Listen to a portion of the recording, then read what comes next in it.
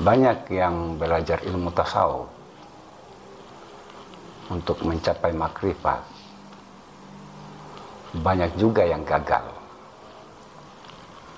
Banyak yang tidak bisa melanjutkan pencariannya dalam mencari keberadaan Tuhan. Kenapa orang-orang yang mencari Tuhan melalui tasawuf untuk mencapai makrifat itu banyak yang gagal, bahkan gagal paham? Karena ilmu tasawuf banyak menggunakan istilah atau ungkapan-ungkapan kiasan, kata-kata perumpamaan. Disinilah orang yang tidak sanggup, tidak mampu memahami istilah-istilah dalam tasawuf itu, mereka kemudian tidak bisa melanjutkan pencariannya. Kenapa seperti itu?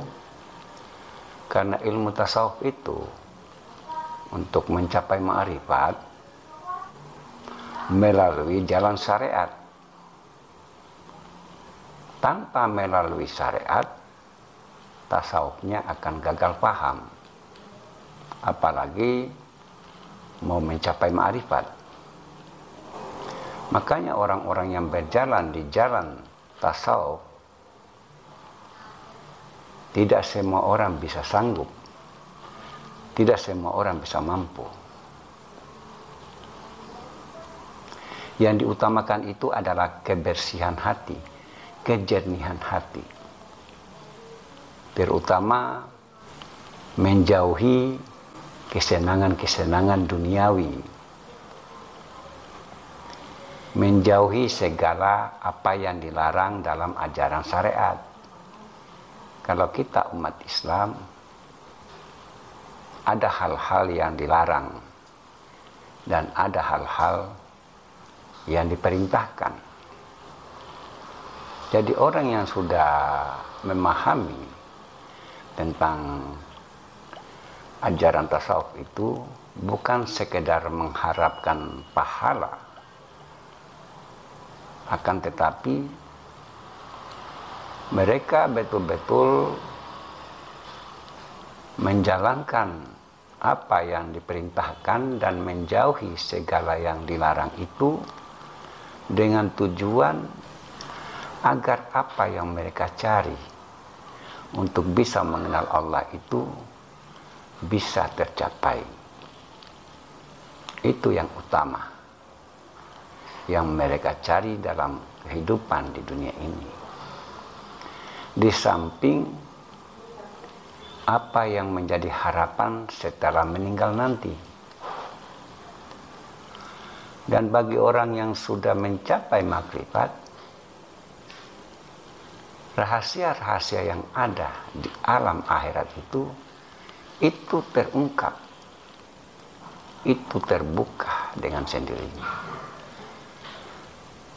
Sehingga mereka sangat berhati-hati dalam melakukan kegiatan aktivitas di dunia ini. Bila seseorang di dunia ini tidak mengenal dirinya, tidak mengenal Allah, maka di akhirat nanti dia akan tersesat.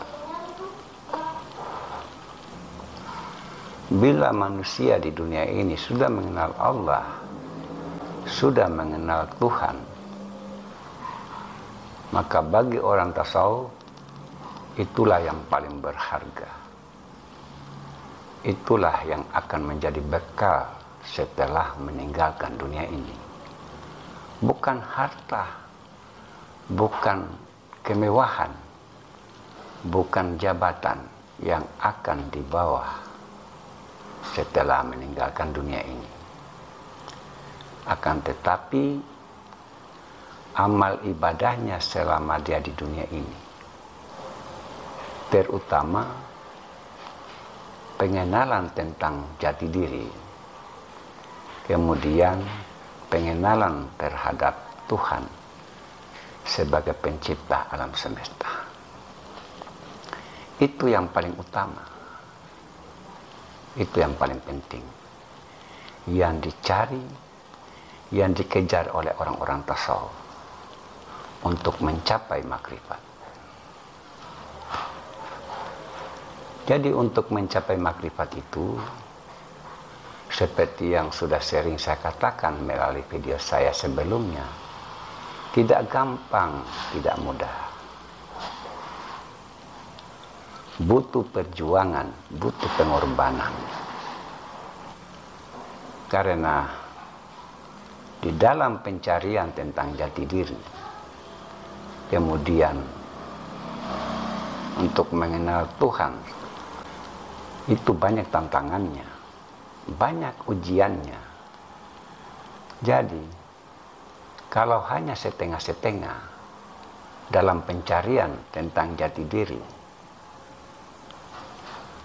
itu tidak akan bisa sampai kepada makrifat. Apalagi yang belum sanggup meninggalkan kesenangan-kesenangan dunia, yang belum mampu meninggalkan kemewahan-kemewahan dunia yang menyilaukan, itu tidak akan bisa berhasil.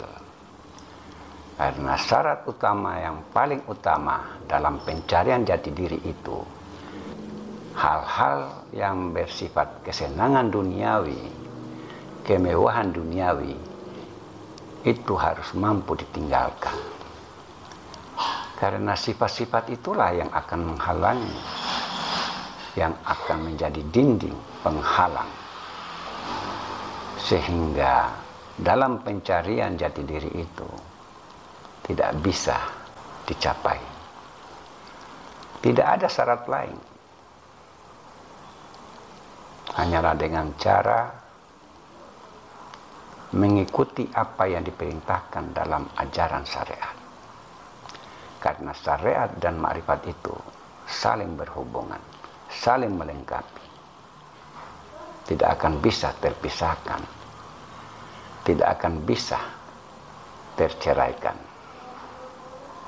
Itulah syarat utama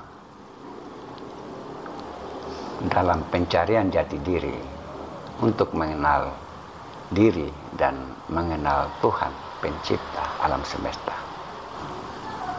Bukan nama yang kita sembah,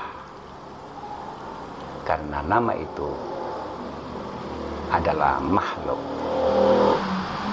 Nama Allah sebagai nama Tuhan itu adalah nama, bukan pencipta alam semesta, bukan Tuhan. Yang menjadi Tuhan adalah dirinya, bukan namanya. Nama itu adalah sebagai yang menghantarkan kita sehingga kita bisa mengenal siapa yang punya nama yang bernama Allah itu.